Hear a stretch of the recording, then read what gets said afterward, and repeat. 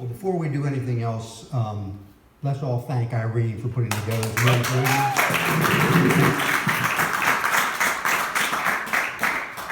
And allow me to exercise one of the last remaining perks of being Jewish in America. Merry Christmas, everybody. I decided to do the most difficult thing I could think of, which was to take poems by three of my favorite poets, and then write one long poem in response to the three of them. It was difficult because I had to do my very best to make sure that my poem was sufficiently inept that no one would want to compare me to those three guys. I'll tell you what the 3 poems are, and please go, oh, so everybody thinks that you're extremely literate. And Wallace Stevens, The Snowman, which deals with, as you all know, the idea of only a man made of snow, obvious metaphor, can appreciate the stark reality of the world. Richard Wilbur's Year's End, beautiful poem that deals with the paradox of our celebrating New Year at a time when so much is frozen, and then gets into the question of whether something beautiful is timeless in the sense of never changing or timeless in the sense of constantly changing. And Larry Levis' poem, Winter Stars, about the distance between a man and his father, and looking up at the winter sky, realizing just how difficult that is. I think you'll agree that after a lot of work, I did manage to create something that has no similarity to any of them except for a brief quote from each. Without, within.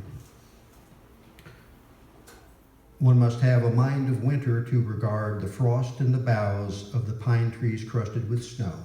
Wallace Stevens, The Snowman. The man rises quietly from habit, a blanket about his shoulders, to watch new fallen snow in these empty hours, when the ancient light glows the empty field. He sees a trail of furtive tracks end a few feet from the barn. Winter probes the walls, but the wood knows flames drowse in its heart and resists. No, those solitary stars do not shape empty space. The snow is snow only.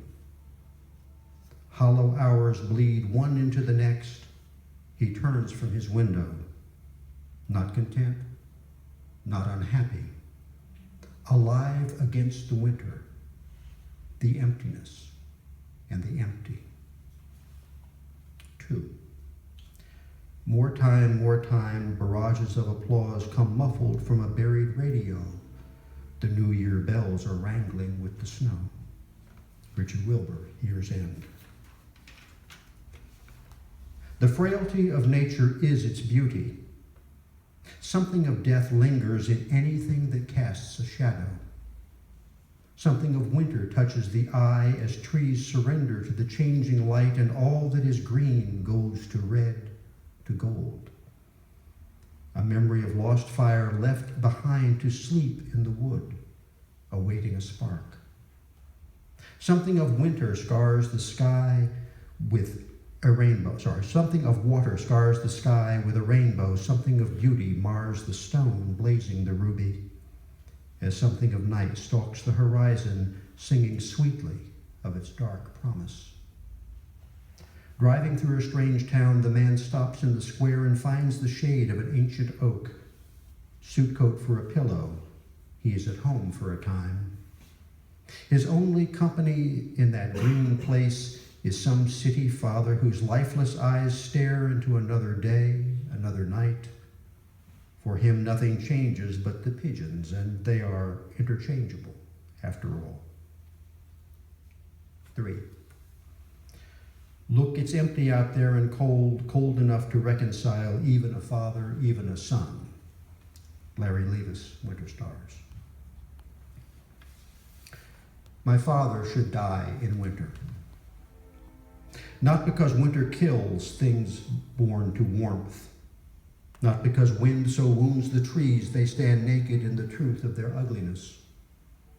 Neither because the world loses its color as he loses words, nor because home is pared to the face of a fireplace, the way rooms shrink after winter storms to circles made of candlelight. No, my father, the strongest man who ever lived, the man whose mind was a hammer, and everyone who stood before him, even his son, was a nail to be driven, now stares at his useless legs, and in his dreams only stands tall. I hold his hand, gnarled as a dry oak branch, frail as the bones of a mouse. His eyes speak of a promise I never made, and I tell him lies with mine.